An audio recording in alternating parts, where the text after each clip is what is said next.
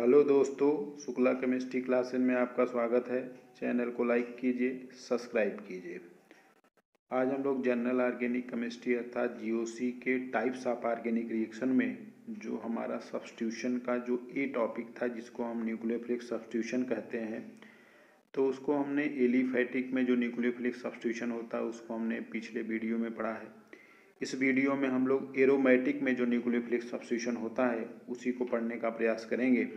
तो यहाँ पे हम लोग ARSN1 अर्थात एरोमेटिक न्यूक्लियोफिलिक सब्स्टिट्यूशन यूनिमालिक्यूलर, ARSN2 अर्थात एरोमेटिक न्यूक्लियोफिलिक सब्स्टिट्यूशन बाईमालिक्यूलर, और एक बहुत इंपॉर्टेंट टॉपिक है बेंजाइन रिएक्शन और बेंजाइन मैकेनिज्म।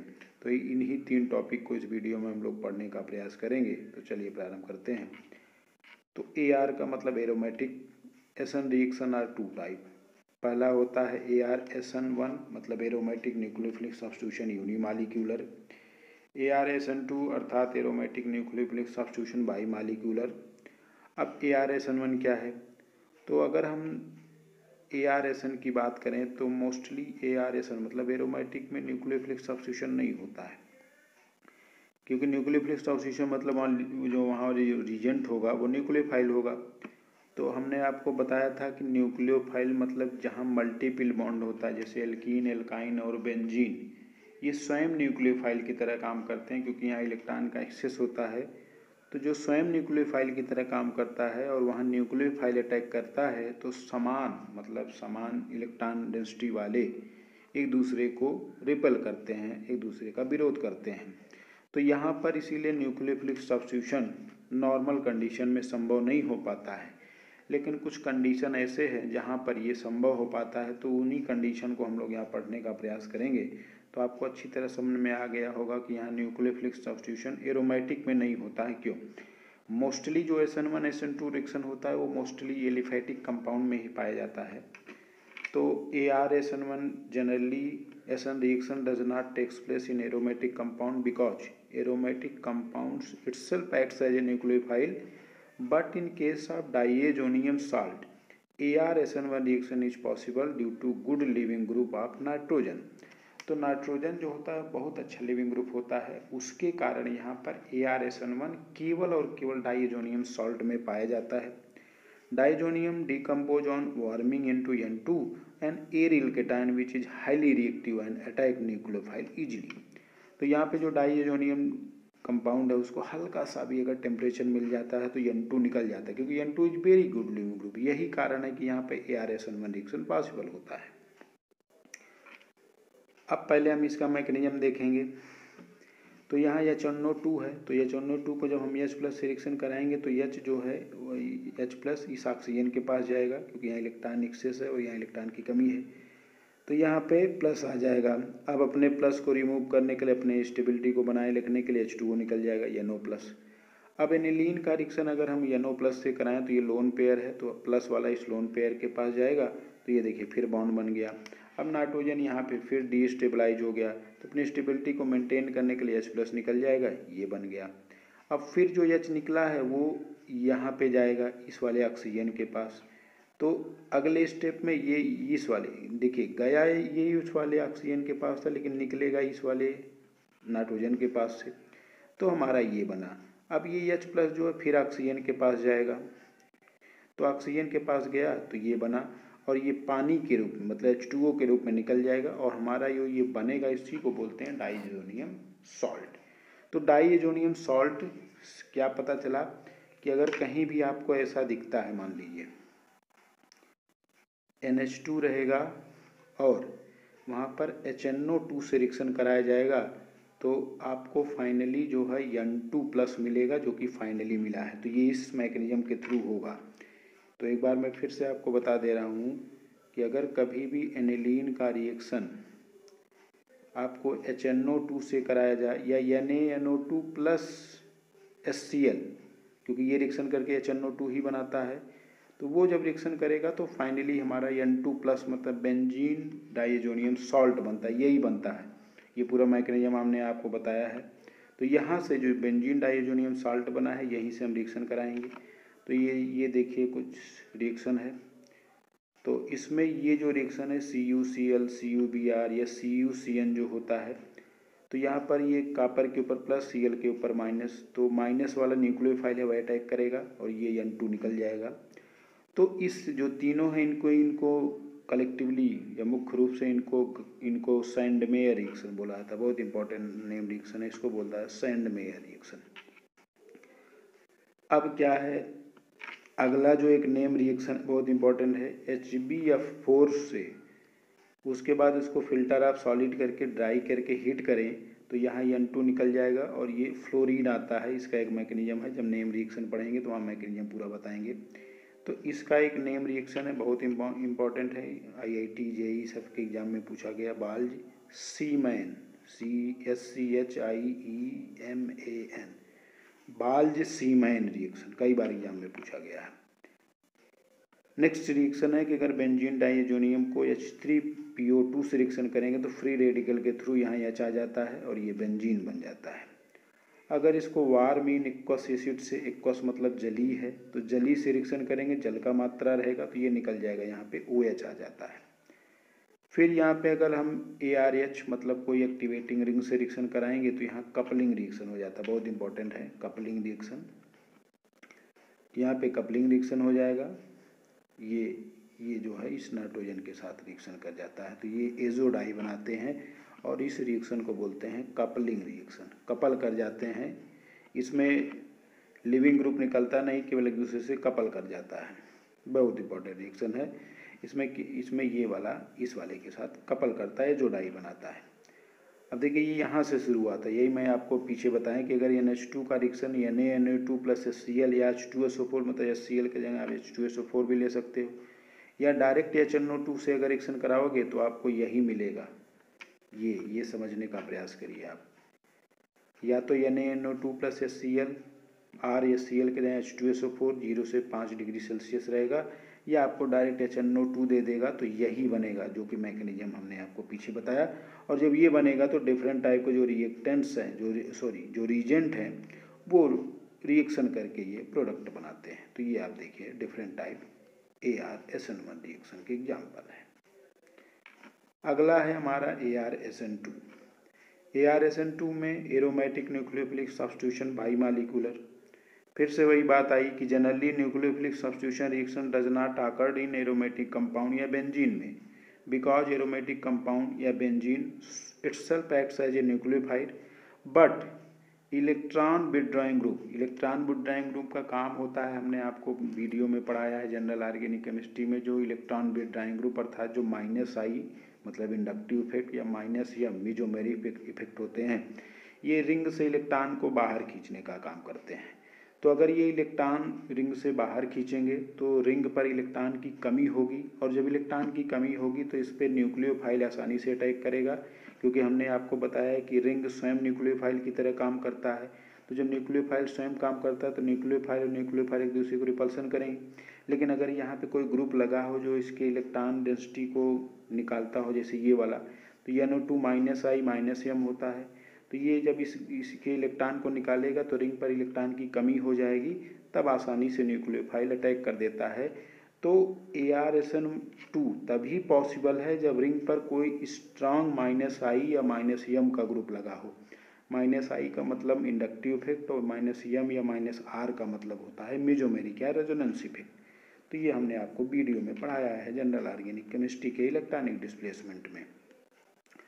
तो देखिए वही कह रहा है कि अगर, तो यहाँ पे आप ArSN2 की रिएक्टिविटी अगर देखेंगे तो -I और -M, मतलब अगर -I -M रहेगा तभी ArSN2 देगा, अदरवाइज नहीं देगा।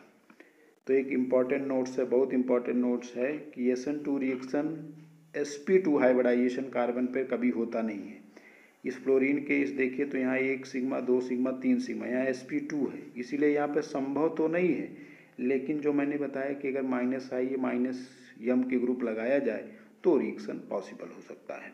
तो ये नोट बड़ा इंपॉर्टेंट है। तो देखिए ये क्वेश्चन IIT में पूछा गया था कि फ्लोरीन जो है जब उसको न्यूक्लियोफाइल से रिएक्शन कराते हैं तो कोई रिएक्शन नहीं होता है, लेकिन जब उस पर कोई -I या -M के ग्रुप लगा देते हैं तो ये इलेक्ट्रॉन डेंसिटी को अपने बाहर की ओर खींचता है, इलेक्ट्रॉन को बाहर की ओर खींचता है, तो इस पर इलेक्ट्रॉन की कमी हो जाती है, तो ये OH आसानी से रिएक्शन करके फ्लोरीन को निकाल देता है। यहाँ पे न्यूक्लियोफिलिक सब्स्टिट्यूशन मतलब ArSN2 पॉसिबल है।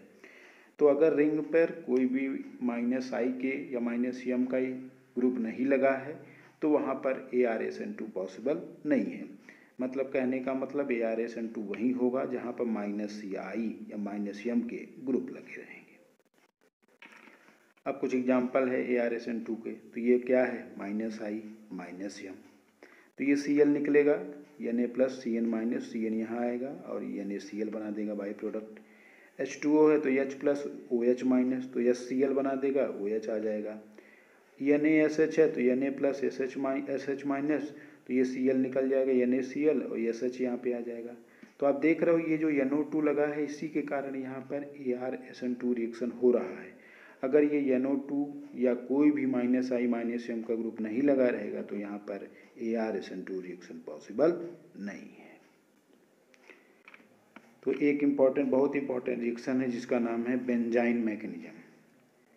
तो ऐसे यौगिक या ऐसे कंपाउंड जो हेलोएरीन कहलाते हैं, हेलोएरीन का मतलब हेलोजन लगा, हेलोजन मतलब फ्लोरीन, क्लोरीन, ब्रोमीन, आयोडीन। तो हेलो मोस्टली इसमें X बराबर क्लोरीन ब्रोमीन ही होता है, फ्लोरीन और आयोडीन को नहीं लिया जाता है क्योंकि फ्लोरीन बहुत ज़्यादा रिएक्टिव होता है। तो हेलोएरीन में हेलोरीन मतलब हेलोएरीन X मतलब हेरो, एरीन का मतलब एरोमेटिक कंपाउंड है, को जब स्ट्रॉन्ग बेस, बहुत ज़्यादा strong base like NaNH2 in presence of liquid ammonia की उपस्थिति में रिएक्शन कराया जाता है तो जो हमारा इंटरमीडिएट बेंजाइन बनता है उसी को हम लोग बेंजाइन मैकेनिज्म बोलते हैं। आगे हम देखेंगे क्या होता है benzyne. This reaction mechanism is generally elimination followed by addition. इसका नाम तो वैसे एरोमेटिक न्यूक्लियोफिलिक सब्स्टिट्यूशन है, लेकिन ये एलिमिनेशन फॉलोड बाय मतलब पहले एलिमिनेट होगा फिर एडिशन होता जुड़ता है।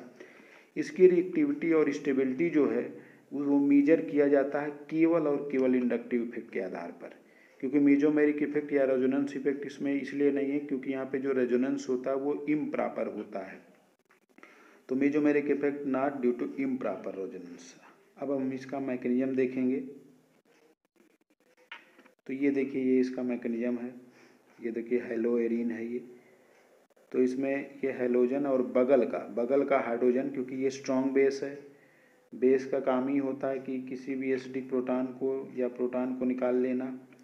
तो ये वाला बॉन्ड इधर आएगा और ये इसको NH2 इसको निकाल लेगा। तो यहाँ पर आप देखिए डबल बॉन्ड बन गया A और B का। अब देखिए जो ये NaNH2 है ये रीजेंट है, न्यूक्लियोफाइल का तरह काम करेगा NH2- के रूप में। तो अब देखिए इस बॉन्ड को जो नेक्स्ट पॉइंट है कि NH2 यहाँ पे जाएगा कि यहाँ पे, यही एग्जाम में पूछा जाता है कंपटीशन में। तो आपको जानना है कि ये ग्रुप कैसा है। अब यहाँ पे मैंने अभी पीछे बताया कि मेजोमेरिक इफेक्ट देखा नहीं जाएगा, केवल इंडक्टिव इफेक्ट देखा जाएगा। तो आपको मालूम है कि CH3 जो होता है +I इफेक्ट होता है और +I कार्बोकेटाइन के डायरेक्टली प्रोपोर्शनल होता है। मतलब कि अगर प्लस चार्ज उसके बगल में है तो वो ज़्यादा स्टेबल होगा। तो हम इस बॉन्ड को ऐसे तोड़ेंगे तो यहाँ प्लस, यहाँ नीचे माइनस, और प्लस के बगल में CH3 है जो कि कार्बोकेटाइन को स्टेबल करता है। तो NH2 हमेशा इस वाले पे अटैक करेगा अर्थात E पर अटैक करेगा, क्योंकि यहाँ पर आएगा प्लस, यहाँ माइनस, और जहाँ प्लस आएगा वहीं पे NH2- अटैक करेगा। तो ये मेजर प्रोडक्ट बनेगा और ये माइनर प्रोडक्ट बनेगा। तो रिएक्शन मैकेनिज्म में क्या है, हेलोबेंजीन है मतलब ऐसा हेलोजन, क्लोरीन है, बगल का हाइड्रोजन, ये क्लोरीन लिविंग ग्रुप के रूप में निकलेगा और हाइड्रोजन को ये स्ट्रॉन्ग बेस निकालता है तो यहाँ बेंजाइन बनता है। अब हमने बताया कि अब ये देखिए दो प्रोडक्ट मिला है, ये बनेगा कि ये, तो ये डिसाइड करता है ये जो ग्रुप लगा है, ग्रुप अगर +I है या -I है। तो +I है तो पॉजिटिव वाला उसके बगल में बनेगा, -I रहेगा तो पॉजिटिव दूर जाएगा, क्योंकि -I जो होता है कार्बन आयन को स्टेबलाइज करता है। तो इसमें देखिए अगर रेजोनेंस कराएं तो ये इम्प्रॉपर रेजोनेंस होता है, इसलिए इसमें मेजोमेरिक इफेक्ट पॉसिबल नहीं होता है। अब एक उदाहरण हम और लेके, ये तो +I का हो गया, तो +I के अगर -I अगर हम लें तो जैसे मैं यहाँ पे कोई -I लूँ, OCH3 क्या है -I, हमने आपको बताया है, प्लस एम या माइनस एम देखना नहीं है इसमें। ये हैलोजन है Cl, कोई NaNH2 और NH3 के रिएक्शन में करेंगे तो ये बगल वाला जो उसका हाइड्रोजन है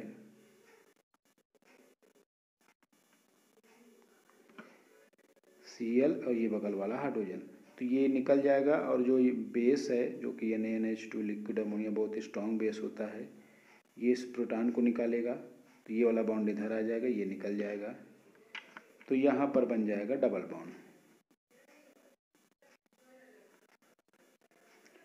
अब जो है हमारा दो प्रकार का प्रोडक्ट बनना है, अब ए की तरफ जाएगा कि बी तरफ के जाएगा।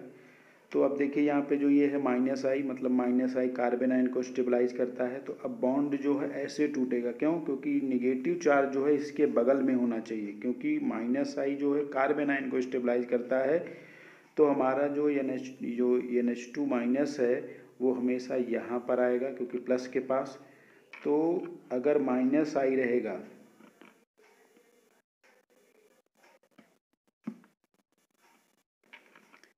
अगर हमारा -I रहेगा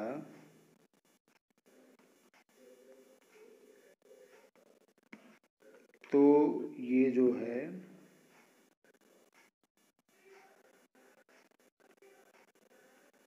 ये ऐसे टूटेगा हमेशा, क्योंकि ये निगेटिव चार्ज इस -I के नज़दीक होना चाहिए, क्योंकि -I निगेटिव चार्ज को स्टेबलाइज करता है, कार्बन आयन को स्टेबलाइज करता है।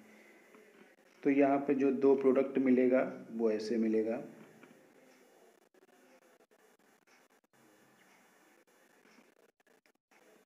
एक NH2 यहाँ जाएगा और एक NH2, मतलब दोनों बनेगा। कौन ज़्यादा बनेगा वही मैं आपको बता रहा हूँ।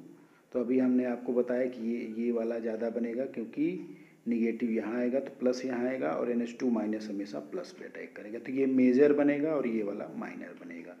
ये बहुत इंपॉर्टेंट कंसेप्ट हमने आपको बताया है। ITPMT किसी भी एग्जाम में केमिस्ट्री से रिलेटेड क्वेश्चन बेंजाइन से पूछा ही जाता है। तो यहाँ पे आपको डिसाइड करना है कि +I है तो प्लस उसके बगल में बनेगा, और -I रहेगा तो माइनस उसके बगल में जाएगा, और NH2 माइनस जहाँ प्लस रहेगा वहाँ पे जाएगा। तो यहाँ से एक मैकेनिज्म भी आपने देखा और +I और -I का इफेक्ट भी देखा। तो आज हम लोगों ने इस वीडियो में ARSN1, ARSN2 और न्यूक्लियोफिलिक सब्स्टिट्यूशन एरोमेटिक या बेंजाइन मैकेनिज्म, जिसको एलिमिनेशन, अब देखिए एक पॉइंट यहाँ पे छूट गया, इसको एलिमिनेशन क्यों फॉलोड बाय एडिशन क्यों बोलते हैं? क्योंकि पहले में एलिमिनेट हुआ, या Cl जो है वो एलिमिनेट हुआ है और फाइनली ये जुड़ा है, तो इसीलिए इसको एलिमिनेशन फॉलोड बाय एडिशन बोलते हैं, या इसको न्यूक्लियोफिलिक सब्स्टिट्यूशन बोलते हैं। तो आज हम लोगों ने इस वीडियो में ARSN1, ARSN2 और बेंजाइन रिएक्शन और मैकेनिज्म को पढ़ा। शुक्ला केमिस्ट्री को लाइक कीजिए और सब्सक्राइब कीजिए। Thank you very much.